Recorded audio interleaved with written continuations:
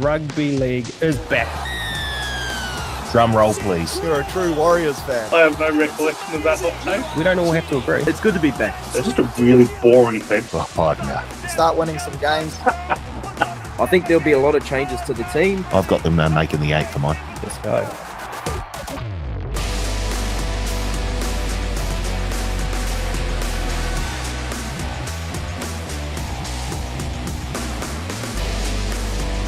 Hello, folks, and welcome back to The Advantage Line, TAB's Rugby League betting podcast. My name is Karl, joined in studio by Paul Mawate. Paul, 2 games into round 1 already, 6 to go. It's exciting. Oh, and what a way to start the 2024 season as well. Viva Las Vegas, a packed stadium, I thought 2 very, very good games of very sort of different, I guess, styles in the end. One very high-scoring game, the other one going fairly low. But I thought both games were fantastic. I enjoyed both of them immensely, probably because I was on both of the underdogs and both the underdogs got up. So, yeah, nice little start. We'll get to the games shortly. Before that, though, we'll bring in the great man, Nick Tedeschi. Teddy, 2 games in, mate. How you feeling? Well, I've said it for a long time that rugby league is the world game, and it's certainly acting like that now. There's only one rugby in America now. It's now rugby league. It's taken over. Look, take away all the American stuff. I don't know what it's like in New Zealand, but in Australia, no one knows the AFL starting. The AFL dominates the headlines over here. Like, they are a propaganda machine. Goebbels will be proud of them. They do such a big job there, but it is a super start for them. And I don't know if it's the same in New Zealand, but I imagine that rugby league after the Warriors last year and Vegas to kick off is in the news a lot more now than it would be traditionally. Well, pre-season NRL dominated Super Rugby here, so that's probably all that you need to know. And I don't even know if the Kiwis know what AFL is, let alone it's starting. So they're not missing anything. They're not missing anything. That pre-season game down in Christchurch, the Wars and the Tigers, that was a sellout. Mount Smart was a sellout, not a full sellout, but as much as they were allowed to sell at that time of year, I'm told. So two Warriors games sold out before the season proper. And I can tell you the amount of action we're getting on the Wars in game 1 against the Sharks. Am I right in saying 10 times as much on the head-to-head? 10 times as much money on the Wars than the Sharks in the head-to-head, and 94% of turnover in the point start. I think the Wars are 4.5 faves is on the Wars. So this is going to be a huge, huge result for punters come Friday night if the Wars do indeed get up and cover that 4.5 point spread. My eyes do not roll far enough into the back of my head to fully express the ridiculousness of that.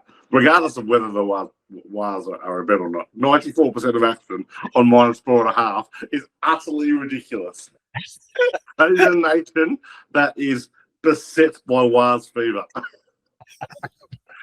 Up the Wars, baby. First symptom, backing the Warriors at whatever. I'll be honest, your traders need to have a good long hard look at themselves. It's 4.5 everywhere else. They should have put up -12.5 because they still probably get 80% of action. Can almost guarantee that. Now, Teddy, I've got to interject here. I'm afraid that your reign as king of the junkets has well and truly been here we go. succeeded by the man standing next to me right now, Karl, who was down in Queenstown last week to cover the New Zealand Open for us. So down there, doing the hard. Something his predecessor never did, Paul, who just really stuck at his desk, typing away, working hard. Was down there working hard for us and gets a late last-minute call-up to actually play in the Pro-Am, the New Zealand Open. And to his credit, put his hand up. He said, yeah, I'll do it.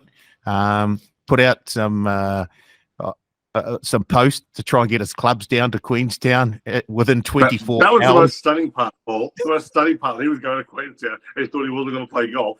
What kind of world is this? Had to be some kind of show. I didn't believe that for a second.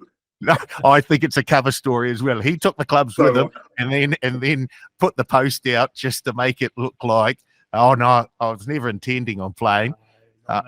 But to be fair to the man, the second hole of the tournament, the par 3 at Remarkables Millbrook, the one that goes up the hill, boom, knocked in a hole in one.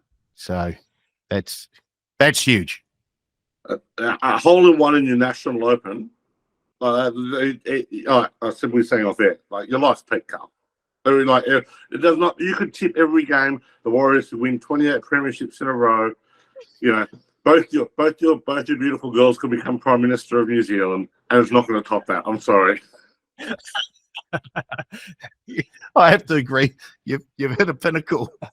You're coming down the other side of the mountain. I actually had a tightless on a pinnacle, but imagine hitting a hole in one last Thursday, and then coming and spending an hour and a half with us on Thursday, the Wednesday after. Like, what a fallback to reality.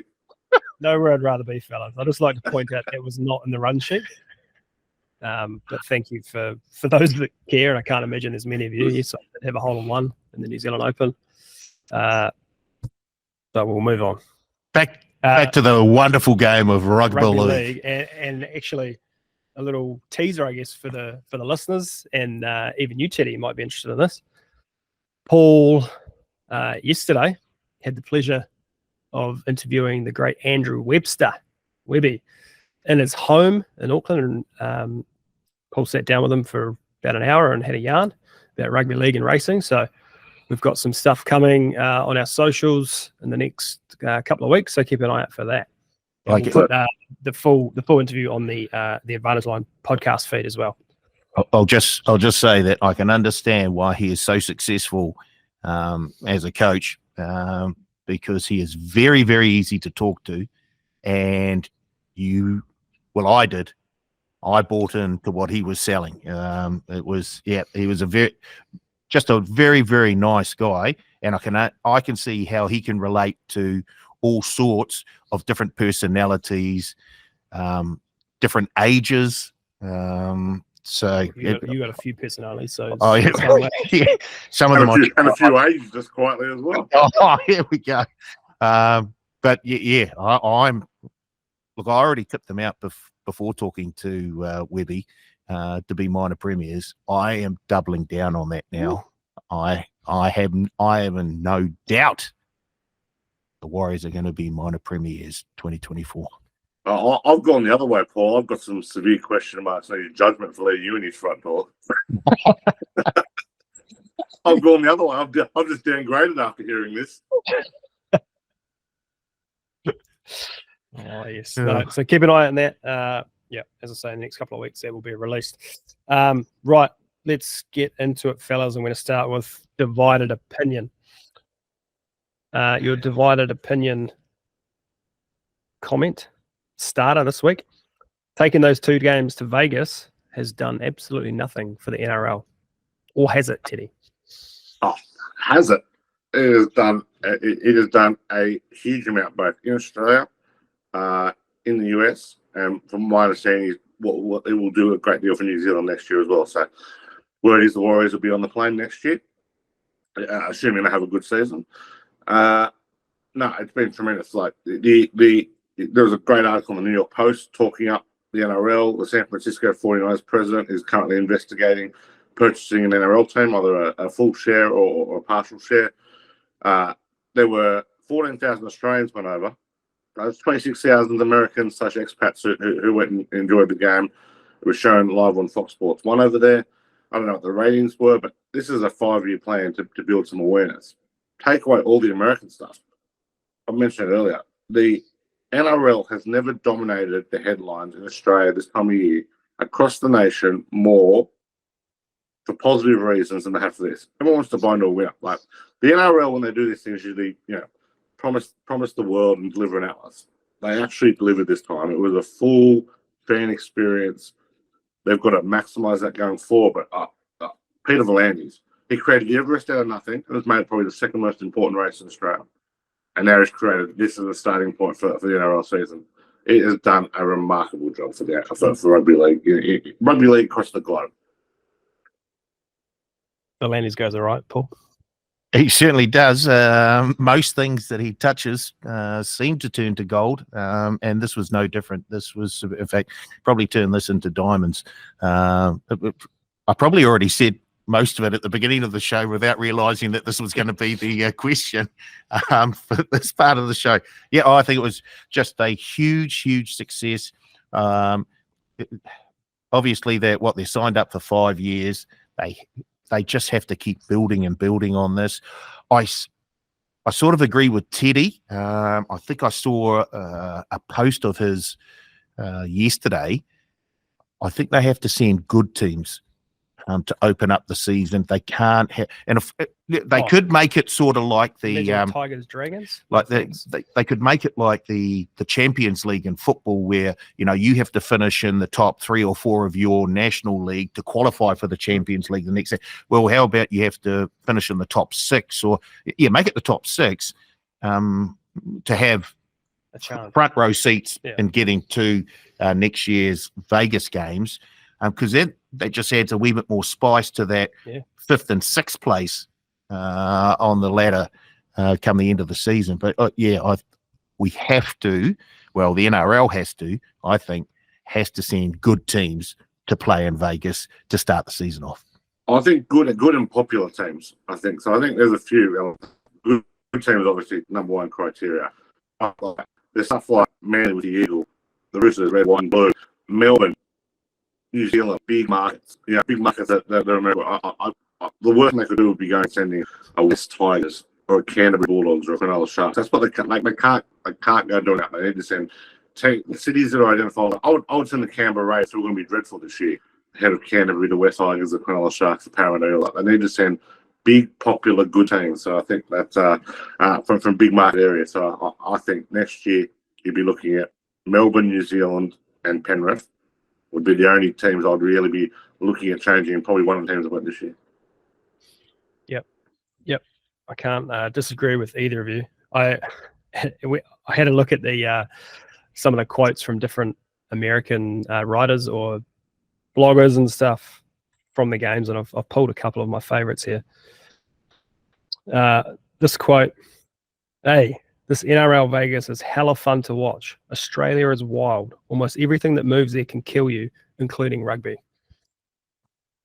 And then this is I haven't written the guy's name down, but this is from a sports writer in the States. He's live blogging the game. This little excerpt, 13 minutes into the Manly Bunnies game. Bunnies are leading 6-0.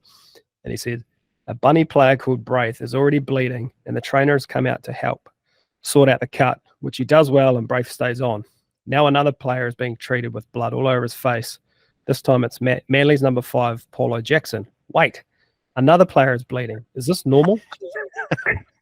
Broker Lachlan is really banged up. This is like human cockfighting." They play on. Jesus. What an advertisement for rugby league. What an advertisement for rugby league. How good. Yeah. There's plenty. There's one of the 49ers writers, I think, or sort of game reviewers, has done a full sort of review. I was reading that before on Reddit, and it's quite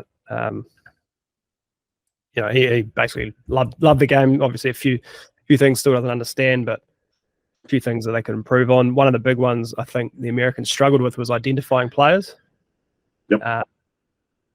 All of the sponsors' logos on the jerseys, and sort of not knowing who was who, even the teams. I saw a lot of things that assumed that KFC was the home team at one point. I think they can definitely fix up a few things like I was speaking to South Sea the other day, and he was, we could have done a bit better with kind of player availability beforehand and stuff like that. So they'll be few that stuff like the numbers. I think they should 100% be trying to solve that next year. The little intricacies of the game, like people will pick up. I think the main thing was, hey, we want to give an awareness of an overall picture of rugby league is that's fast, that's physical, and I think the 2 games showcased that pretty damn well.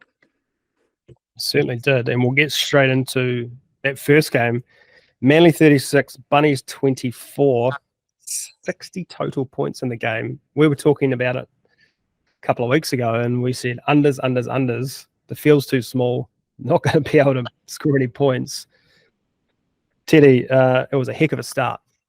Yeah, it was a wild game. Yeah, look, certainly didn't see that amount of points. Probably didn't factor in how bad at tackling and defenders Richie Kenner, Jackson Paulo. The Jackson Paulo attempted tackle when Jacob Gagai scored his try on the boot was one of the worst attempted one-on-one tackles I've ever seen from a winger. It was abhorrent. But it was. I was surprised at how easily both teams moved the ball. Like the field was narrow. It didn't stop them. And to be honest, had the goals been the normal size, probably would have been fast. It was a fast field, and a lot of those kicks kind of dribbled over the dead ball line. But yeah, I thought Manly were very good. Yeah, not surprisingly, I thought they played to a game plan and really targeted South's weaknesses. I thought South cost themselves so badly with some absolutely silly errors. I talked about Lachlan in this ad nauseum. He's not a first grader, and if they want to stick with him, they're going to lose. They're going to lose games. Like, I know Cody's not your traditional 7. They've got to move to Cody and Jack at 6 and 7. They've got to do it as soon as he gets back. There's no other option. Ilias tries hard. He's not good enough. I'd be worried if I was South. They were very side to side again. On a narrow field that wasn't ideal. Like Latrell was outstanding, but I think a few other players, including Cody, had a bit to answer for. So, big concern about how they go through the middle as well. Like they've got a team of big boppers, and they just do not offload the ball. Like they refuse to play second phase play. Like they got beaten by Manly. Manly just kept playing second phase play all the time. Had South in the back foot. Manly contained South easily. So I think pressure's going on to me, Cherry. They've got a tough run to start the year, South, and the whispers are growing that Wayne Bennett might be coming back next year. South need to start winning soon. Wow, breaking news on the advantage line. Wayne Bennett back to South. Well, it's all setting up very, very nicely. If the Bunnies don't perform this season, then it's almost like the gates are open and Wayne Bennett just has to walk through to pick up the head coaching job at Rabbitohs. Breaking news, Manly are really, really good when Tommy Trbojevic is on the field for the whole game. Yes.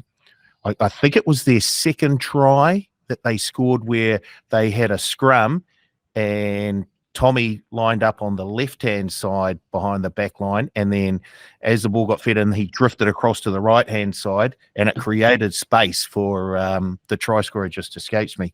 It was just a wonderfully worked move. I agree with Teddy. I thought Latrell had a massive game. I thought Tommy T was very, very good as well. He looked dangerous every time he got the ball, and he created opportunities for other players as well just by him slotting in somewhere into that back line. He's a big danger. I think the worrying thing for both teams is the defense. The way that both teams were able to cut through at times, almost like a hot butter through knife, is concerning. Richie Kenner, he scored the first try of the game. He scored the last try of the game. I tell you what, I bet he blew up a few punters' days. There was a lot of rubbish in between, unfortunately, for Kenner. He just got shown to be out of position. He got stepped a number of times with ease, and I guess the fact that they were having problems on that side of the field didn't help him. But boy, oh boy, that they've got some issues that they need to sort out fairly quickly, the Rabbitohs. Otherwise, their season will be gone early on. Richie Kenner has the turning circle of me after 6 schooners. Like, it is not good. I've seen Teddy try and turn around after 6 schooners as well. It's not a pretty sight, especially when it's my shout. Yeah. Right. Oh yeah, that's the one time where he does turn quickly. Whoosh, he's gone. I thought the Bunnies were going to run away with it when they scored a couple of tries straight after half time. They looked slick. As you said, Teddy Latrell was on one. He's playing very good. And Very that big shout of passion after he scored that try, it was a real like, hey, we're on here, we're back. Yep. But then almost immediately Lachlan Croker scores down the other end, and What a soft try that was too. was. Yep. There's some soft tries, like Manly getting a lot of credit. People talk, they're top 8 for sure, top 4. I kind of disagree with that. They led in 24 points. It wasn't that impressive, but a lot of their tries were very soft. And against good teams, they're not going to get that. I took this to be more a negative performance from South than a positive performance from Manly. Speaking of positives and negatives, Roosters Broncos. Roosters 20, Broncos 10. Teddy, I thought the Roosters looked pretty good, particularly a couple of their big stars, James Tedesco and Joey Manu. Hell of a game. Yeah, they were. I thought that's the best game Teddy's played in 3 or 4 years. The Roosters, the pick of the 4 teams from mine were the Roosters. They were sharp from the get-go. The 20-10 scoreline flattered Brisbane. Like, they had a lot of opportunities, the Roosters. They couldn't quite finish off. Didn't help that Billy Smith got hurt pre-game and kind of forced to reshuffle. Like, Swilly on the wing is a very good player. Swilly in the centres, not so much. Not a huge rap on him there. I thought that Manu flick is just one of those packages that'll be highlighted forever and a day. Like, if you're trying to sell the game to the American, you've had all this physicality and stuff like that, and you just want to show the skill of these players, showing that is incredible. Now, I'm not normally one to give a damn if a player defects to an inferior code, but losing Joey Manu is not good for rugby league. That's not good for rugby league. He's too skillful and too unique a player. Like, they're just, you can replace other players. They come and go. He's too unique a player. Sad Senga. Yeah, agree that. Yeah, that pass will be, like you say, it'll be up there with the Benji 05 grand final flick pass. Yeah. Known for the next 20 years. Paul, what'd you make of this game? First of all, I agree with you. I think the Roosters, they've gone up in my estimations. Where did you have them finishing? Oh, gee, I don't have it on me here. They were. I had them in me top 8 anyway. Don't worry about that. But they've just. I like the way they went about their business there, and you can look at all the flashy stuff, and Joey Manu does things that normal humans can't do. He's ridiculously good, and it was great to see him. He's back to his best this early on in the season, which is that's very good worrying sign for everyone else in the NRL. Very good sign. sign Quiet year last year for the Roosters. He's switched on. I don't know what happened in the off season, but he's looking very good here. But I like the way that their forward pack went about business. I thought they were very good up the middle. I think they controlled things well, and they set things up for the likes of Joey Manu and Teddy to display their skills. So, it's looking for a very good season for Roosters and Roosters fans. Yep, it certainly is. All right, let's move on to this week's NRL Grid. If you're playing along at home, pause the pod, do the grid for today, Wednesday, 6th of March. Come back and test your scores against ours. Right. Top line, 100 points in a season, played for the Tigers, 100+ games, no premierships. Down the left, played for the Sharks, debuted between 2000 and 2005, and has played for the Bulldogs. Teddy, first one, has 100 points in the season, played for the Sharks. My worst answer, Luke Cavell, 3.17. Oh, And that's your worst answer. Worst answer. Oh, no, second worst answer. I can already tell you Teddy's won this week. This is my worst answer. I really struggled with this. I really wanted to put Todd Carney, one of my favourite players, but I just don't know if he's had a 100-point season before. Maybe definitely. Oh, at the Raiders you would have for sure. Raiders, yeah. I got scared. I didn't want it. It was my last square. So anyway, I put James Maloney 8.09. Oh. Yeah, it's tough. David Peachy, 100. Whitey's just done his in the last 15 minutes while we've started the pod. And I can see a few red squares there. Todd Carney, 3 100-point seasons. Oh, it's tough. I was going to put in Jared Anderson, Chris Anderson's kid, and was like really tempted. Like, if this was any other day, I would have put him in, but I didn't want to take a risk on a day we're doing it on the pod, so I didn't do it and checked him afterwards. 1 season, 94 points. Ooh. So I was glad I avoided that one. All right, next one has played for the Tigers, has played for the Sharks. Hello, Blake Ashford. I didn't put him in, but hello, Blake Ashford. But I put Mitch Brown. It could have filled about 15 squares here as well. 3.77. I mean, I thought this would be lower, but probably because he played 300 games. John Morris, 7.77. 300 games may help. Mm. Blake Ashford, 5.82. Next one, 100-plus games, no premierships, played for the Sharks. Mitch Brown, Clone. John O'Wright, played for a few clubs. Good answer for you, 1.15. I know, right. I went for Blake Ashford, 1.73. Oh, I've won a square. Adam Dykes, 1.06. Hey. There we go. All right, into the middle row. 100 points in a season, debuted between 2000 and 2005. Plenty of big names you could put in here. Yeah, I was reasonably happy with this one. 2.70 points, Amos Roberts. Oh, that's a good get. My name just went to the superstars and I couldn't get my head out of the clouds. Jamie Soward, 4.57. Oh, yeah. That's not too bad. Yeah. I misread this one. I thought I was going for someone who debuted between 2000 and 2005 and played for the Sharks.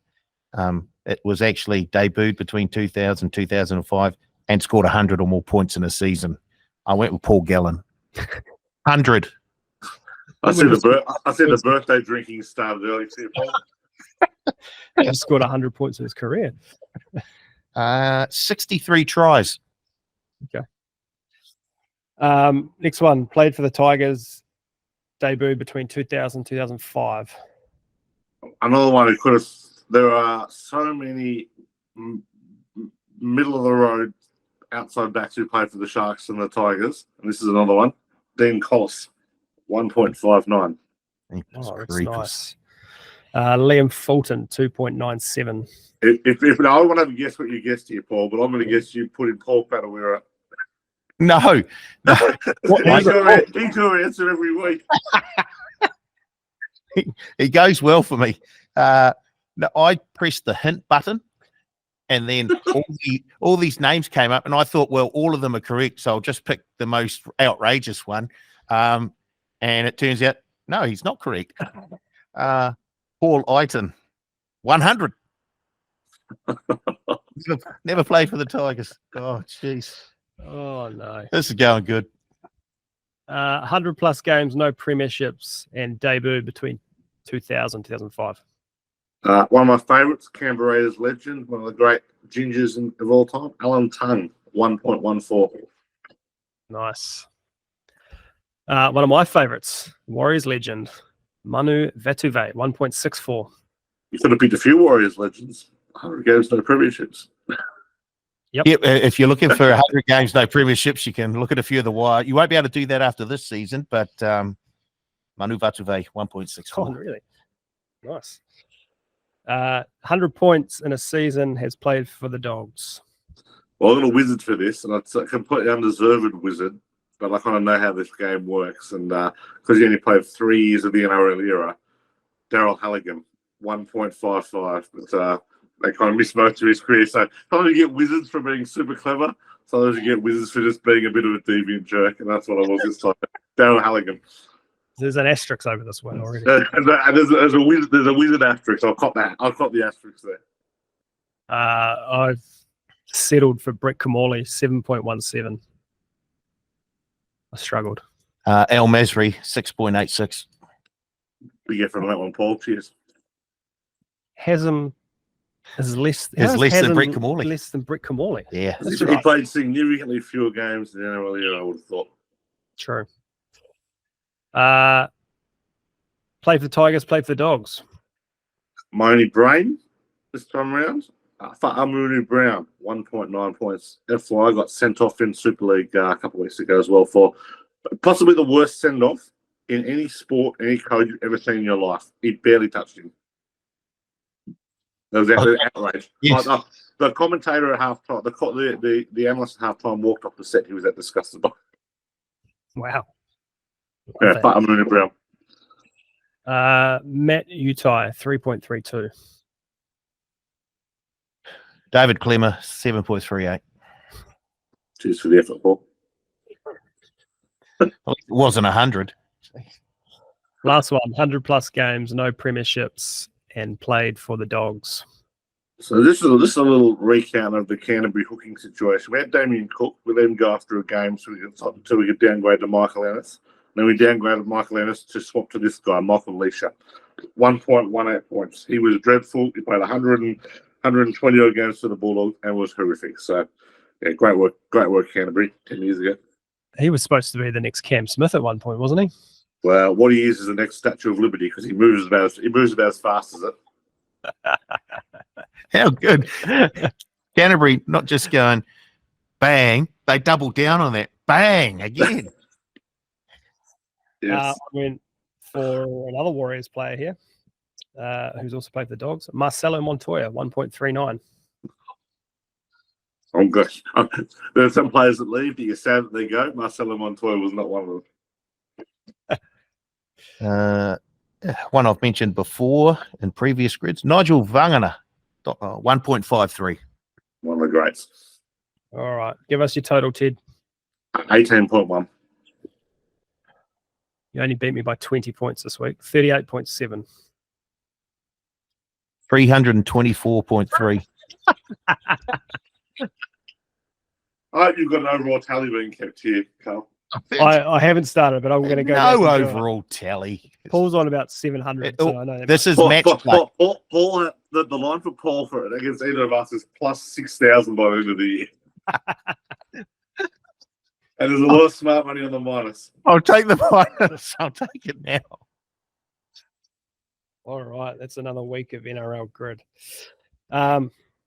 Let's have a look at the games this week. We're going to go in depth on the Wires v Sharks, Storm Panthers, Dolphins, Cowboys. But first, Knights and Raiders. Knights are $1.41.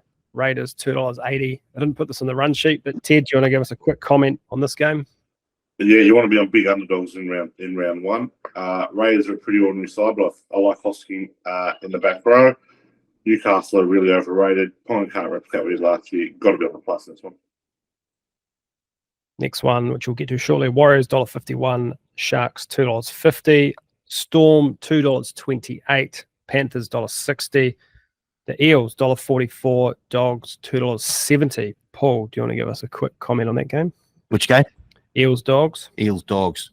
Oh, crikey. Otherwise, I can throw it to Ted. Yeah, well, no, this features one of the teams that Blake has finishing in the top four this season, the Parramatta Eels, up against Teddy's team. For those of you who don't know, and I don't know how you wouldn't know, Teddy is a huge Doggies fan. And I've known Teddy for nearly 10 years. I don't think he's ever said a good word about the Dogs. But we haven't been good for 10 years, Karl. Yes, exactly. What have they had to bloody well cheer about? And although I do like the underdog, I can't see them getting over the top of the Eels. And you look at that backline, and although they have, I guess, patched it up to a certain extent, I don't know if there's enough in that team, in that forward pack, to get over the top of the Eels. So I'm definitely siding with the Eels head to head at the moment. Well, look, we're not going into this game in depth, but I thought Stephen Crichton was brought in as a fullback and Josh Curran was brought in as their number 13. Teddy, what are they doing? Well, that's a great point. I thought exactly the same thing, Karl. I thought exactly the same thing. I got no idea. Blake Taff, lovely fella. Terrible first grader. How we're rearranging things for that is beyond me. Curran, I thought Salmon played pretty well in the trial game, so I'd prefer Curran. Curran's a better player, but in terms of ball playing and stuff like that, we've got a halfback who is more suited to playing more, other than a reserve grade, probably lock as well. So I think there's a bit of creativity there. I kind of have no problem with Salmon coming on there, but the tough fullback situation from Seth Crichton, outrageous, absolutely outrageous. We are paying ridiculous money for a centre. Outrageous. And your captain. And our captain. I was very happy to see him named captain. I think he was a good choice. I thought the captaincy really got to Reid Marnie and Matt Burton last year. I thought they struggled. They struggled to take on that added responsibility. They both need to get back to their own game. Happy to see Crichton in it. Next one, Titans $1.53, Dragons $2.45. You want to comment on this one? Well, I actually give the Dragons a wee bit of a chance here. I love them at the start. I don't really like the Titans this season. You've made that clear. Yeah, I just want make sure that everyone knows, those who haven't listened before, I don't fancy the Titans' chances this season, and I can see enough in that Dragons side. I think they can win this game. So I'm doubling down on the Dragons this week. The change of coach, I think, is a massive plus for the Dragons this season. It might take a few games for them to get, I guess, fully buy into Flanagan. I see his boys in the 6th jersey. I'm not so sure about that, but I can see enough around them to be able to get the job done here. So yeah, I do like the Dragons. I think backline you tip it to the Dragons, but boards and bench Titans. I don't like the Dragons. And the last game, Dolphins $2.65, Cowboys $1.46. $1.46. All right, let's go into the Warriors v Sharks proper Friday night, Mount Smart Stadium, 8 p.m. Teddy, you're big on the Wars this year. How do you see this game panning out? And do you have any stats for us? Do I have any stats? I am oozing stats, overflowing with stats. I don't mind the Warriors this year, but I also, you might recall, I'm very, very keen on the Sharks this year as well. So I think the number in this is just too big. Round one, underdogs of 4 or more, cover at 64% since 2008. So what that is essentially saying is that the market goes too far of their their own way in preseason opinions. So I'll be backing the Sharks blind out of that. The Warriors, they've covered just one of their last 6 as a favourite. Here's the key to the meta for the Warriors. When Charles Nickel-Clockstad played last year, played 12 games, Warriors covered 9 of them. When he didn't play, 15 games, they covered 5. That's a big... He's one of those players you go, to the eye, maybe not that important. Clearly very, very important how that team plays football. So I'm with the Sharks this one. I know the Sharks are struggling with good teams. I think if we were playing this game in round 8 and Charles was playing, I'd probably be on the Warriors, but I'll be on the Sharks this one. Also love the under, just to stat around the total here. Night games in round 1 go under at 63.3%, so I'll be on the under as well. Sorry to be a downer to all those having enjoying a Wars fever. I don't really know where to go from there, Paul. First of all, I 100% agree with Teddy in terms of Nickel-Clockstad. He's ridiculously important to the success of this Warriors team. And it's not just his own personal defense, and he was huge in a number of games last season with goal line defense, ridiculous. But the way he organizes the defensive line from behind, I think, is massive as well. And to have the young fella, Tuopiki, in the 1 jersey, surely Webby was slightly tempted to put RTS back there just because of the experience that he's had in the 1 jersey and at the NRL level, at a high level. But he's decided, no, Rogers going into the centres.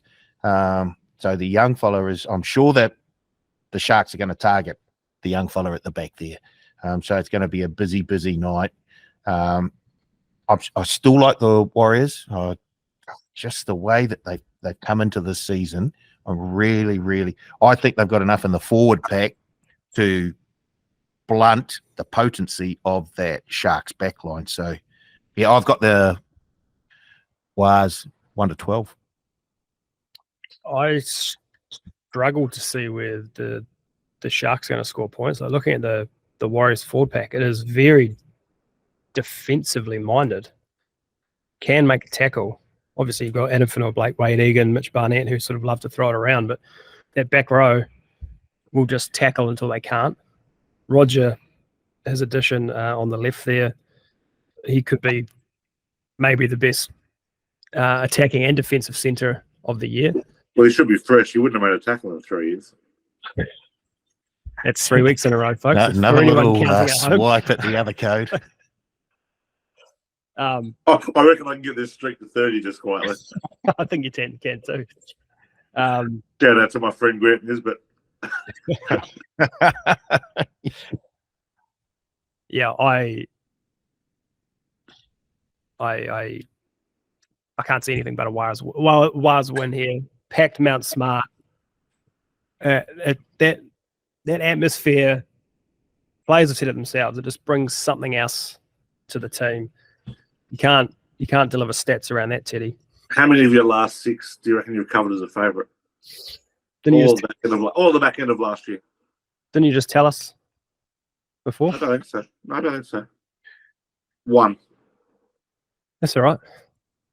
Oh, well, that's fine. I just think they're just overrated. If the Warriors won, it wouldn't surprise me at all. But I can't take the -4.5. I look at the players that haven't made the 17. Jazz Tavanga, who was, Is he hurt? No. What did he miss out? Because he didn't make the 21, did he? No, he did make the 21. Tell you what. Tamari Martin, Ali Leotawa. So, obviously... The Wires reserve grade team, you don't want to be playing them this week. No. Have a look They've at them. got a heck of a lineup. They've got some... They'll have a massive spine there. Yeah.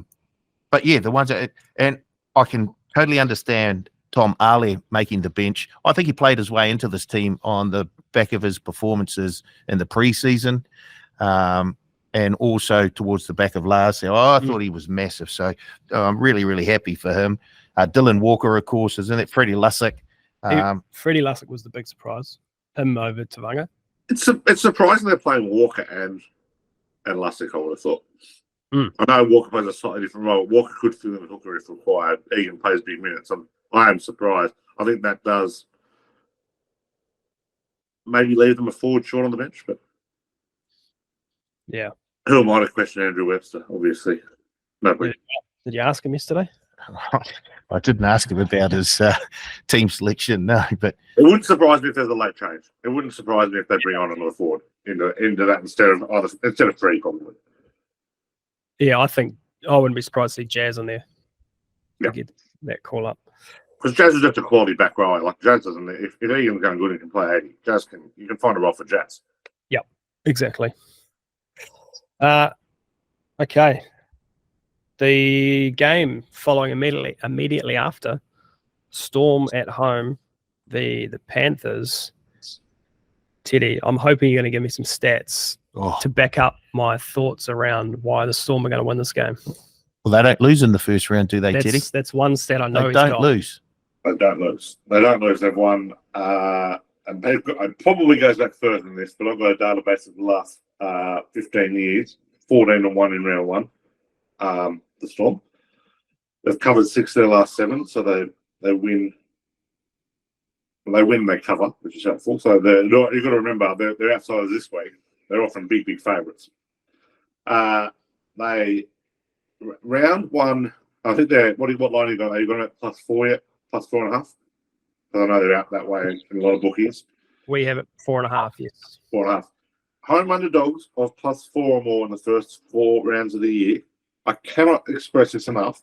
Absolute cash money. They cover at 64%. and they are usually teams that are a lot worse than the Melbourne Storm. Cameron Munster playing 62% when they cover when he plays, 47% when he doesn't.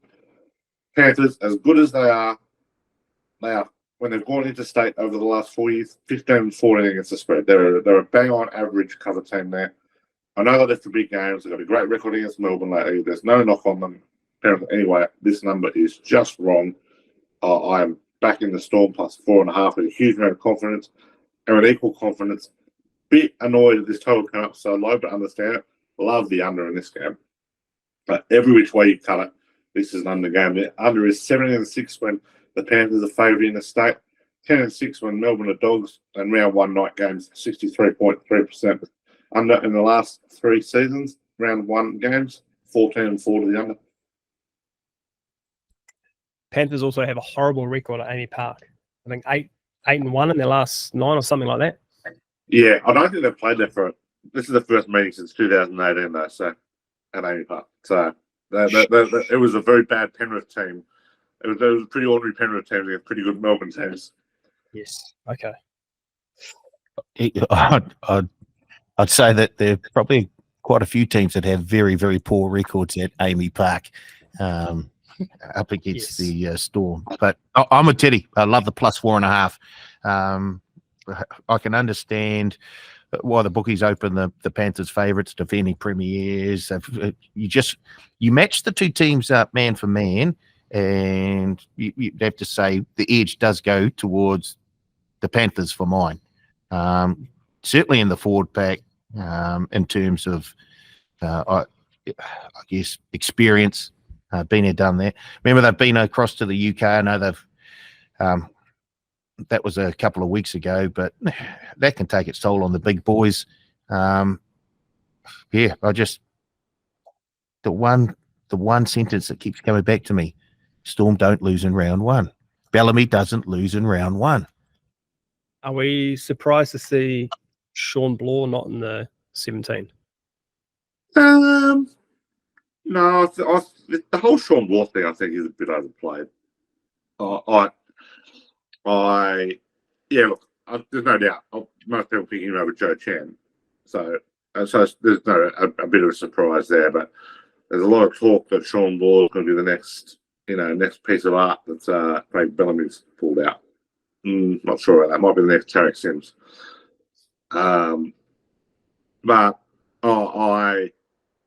There's got to be the slight worry for the Storm is they're a forward or two short, and not having Nelson is a big loss for them. So, I think the hope here is that Melbourne are red hot, ready to roll, and Penrith may be a little underdone. They weren't great in the World Club Challenge.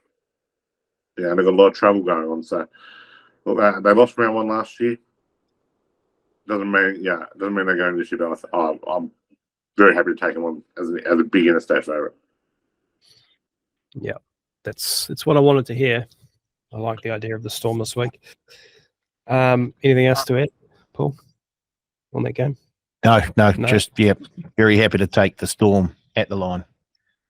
Cool. And the third game that we are going to have a look at proper is Dolphins v the North Queensland Cowboys. I think this is at Suncorp on Sunday afternoon. Dolphins $2.65. They are 5.5 point outsiders. Teddy, I have a feeling I know which way you're leaning.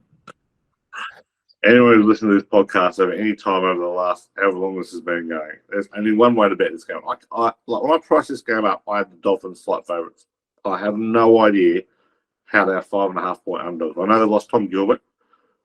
Cowboys have lost Cohen Hess as well, so I wouldn't say it's a complete offset, but at least a partial offset there. Home underdogs in the first 4 rounds, blah, blah, blah. We've gone over all of that. The Dolphins won and covered their round one game last year. If you remember, they stunned the Roosters round one. They covered their first 4 games last year. The Cowboys have not covered a round one game in the last 4 years, including every year under Todd Payton. They're 4-10 against the spread in round one, dating about 14 years. So they're often slow starters. I just have no idea how you play this game any other way than being on the Dolphins plus 5.5. I don't like this. I don't like it at all. 100% with Teddy here. I cannot believe that the Dolphins aren't favourites, or at least a pick 'em. I just don't understand where the bookies are getting their confidence around the Cowboys. I thought the Dolphins started strong last season, and they're going to start the season strong again this year, I think. You have a look at down the team list as well. I think Gilbert, I think he is a big loss for the Dolphins. But I think they've got enough there. That's a very, very good forward pack that they're putting out this weekend. I don't understand it. It does not make sense to me, and I'm scared that I'm agreeing with Teddy again, because things usually don't go well when we're both on the same sort of song sheet. I'm not. I don't feel particularly. I'm not swayed either way, to be honest. But Teddy's stats, I love a stat. Teddy's stats around home underdogs. That'll do it for me. Have you managed to have a look at any betting in these games, or was the technical issues this morning too flustered? There were a few technical issues, but I think we've already touched on the WARs. Yes. And the amount of support that they're getting. It's just ridiculous. I'm not just talking about fan support. I'm talking about punters willing to lay down their hard-earned cash and put it on the Warriors. So they are by far and away the best back team this weekend in the NRL. They're $1.51 currently head-to-head, 4.5-point favourites. They have seen just a wave of support in terms of action. All right, let's get to some bets. That's what we're here for. Have a punt. I've got Blake and Surly's bets for the week. Remember, we get $100 to spend on whatever we like. How did they go last week?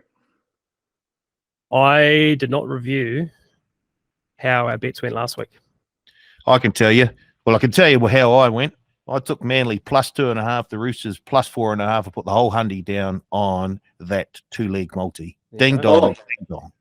Nice. I had 75 on the Roosters and 25 on Cody to score. So a positive return, but not as well as Paul. I'm pretty sure I had Chooks 1-12. Very nice. I think my multi was Bunnies minus into Chooks plus, which obviously did not cash, but I'm sure I had Chooks 1-12 in there somewhere. Nice. So I'll claim that as a victory until someone tells me otherwise. We'll do a proper recap next week. Blake this week, he's got 3 bets. First one, $50. These are all head-to-head. Warriors, Knights, Titans at $3.25. Next one. 0 for 3, not a good start for him. Next one, $25 on Dylan Lucas and DWZ anytime try scorers at $7.22. And then the third one, $25 on the Eels and the Storm, both to win 1-12 at $9.24. So 3 multis from Blake there, swinging for the fence early. Surly, he's gone down a similar path, an even more leery path. First one, $50 on the Wars, the Knights, the Titans, and the Eels head-to-head at $4.56. 25 on the Dolphins and Panthers 1-12 at $9.37. And then $25, and this is his words, on a 4-piece Wicked Wingers combo. Maju, Coates, Ravalawa, and Montoya, all anytime try scorers, at $27.24. Trying to bust this competition up. Trying to put the pressure on early. He said he's one big win away from retirement. I'll tell you what he is. He's one big win away from making us stop doing nice little conservative bets and making us all try and jam in wicked wingers combos. Yes, he is. And he actually has his own boost, Silly Talk Sports boost up for this week. trying to find it from memory. It is Luke Metcalf, anytime try scorer, and the Warriors to win. Boosted from 433 to 550, I think. Or is it Metcalf? Metcalf, it is. Yeah, Metcalf's good bet to score a try this week. It's a good bet to score a try most weeks, I think. All right. Teddy, your $100, where's it going? I'm having 80 on the Dolphins plus 5.5 at $1.90. Very, very boring. And I'm having 20 on a 3-leg multi. I'm having the Dolphins plus 5.5. Having the Storm plus 4.5. Having the Dragons plus 5.5. $6.86. Nice. Oh no, Paul. No, Exactly the same. no, it's not exactly the same. I've got a $75 double. The Dolphins plus the point into the Storm plus the point. So Dolphins plus 5.5, Storm plus 4.5, $75 on. That's at $3.60. And then I've got a $25 multi. The Wars 12 and under at $2.80. The Eels head to head at $1.44, and the Dragons plus 5.5 at $1.97. That comes out at $7.94, and I've got the last 25 on that. So 2 multis. Cool. But yes, if Surly does get one of these wicked wingers up, I will be going all out from the rest of the season. It'll be Entrepreneur Blake into Braden Hamlin-Uwelli into Jesse Bromwich. Try all 3 scoring a try this one. I've got 3 bets. First one, a $50 double. Teddy, Warriors minus 4.5 into the Storm plus 4.5. Call the doctor. We've got a case of Wales fever. Sure do. $20 on a power play in the Warriors game, which is DWZ first, second, or third try scorer, and Warriors win at $3.75. And then I've got $30 on the Dolphins and Raiders plus the points at $3.88. Like it. That will just about do it for us this week. But Paul, there is a tipping comp going. Super Brew, yeah. Which I might, just before you tell everyone where to go, you've stitched Teddy and I out. You didn't give us the login, and we've missed the first 2 games. So we're starting on the back foot. What a G up, Paul. Cheers. I know Paul got his tips in, FYI. Yeah, of course he did. Yeah, I picked the 2 results. Wasn't close in terms of the margin though, but yep, I'm there on the leaderboard. So do I, Paul. So you just add 2 to the mine as well, be handy. Yeah, I'll take 1. Yeah, sorry guys. There's almost 400 people in the comp, isn't there? Yep, over 350 people in the comp. Just having a look at the leaderboard right now. What kind of prizes are we dealing with? Well, you don't qualify for any prizes, and neither do I, and neither does Karl. But for those punters who have an active TAB account, you can qualify for there's a $500 bonus bet going at the end of the season, a $250 bonus bet, and a $150 bonus bet to be won by the top 3 at the end of the regular season. So, what about a drink with Paul Mawadi? Surely that could be right up there for a prize. Who's paying? Money bags Mawadi over here. Yeah. But yeah, if you can still join now, just head to the Punters Lounge, the TAB, and there's an article there with the link, and you can just click on it and away you go. And you'll be ahead of two of the. I can tell you right now that I am currently tied for 18th place in the our Advantage Line Super Brew tipping comp. Boo. All right. That'll do us. Teddy's internet connection is breaking up, so it's a good time. We have. Teddy, thanks for joining us yet again and imparting some incredible knowledge onto us both. Brilliant to be here. Congrats on the hole-in-one. Congrats on the birthday. And wonderful to be here. And right in the heart of the season. Let's go. Yes. As he said, Paul, happy birthday, mate. Cheers. Thank you very much. And Teddy, look, Karl may not be here next week. I think he's third alternate in the Memorial Tournament over in the States somewhere at Bay Hill. I think. Actually, I'm not here next week, am I? Hey, here we go. I rest my case. He didn't pack his clubs though. We have to find a super sub. Yeah, Surly or Blake will fill in for me next week.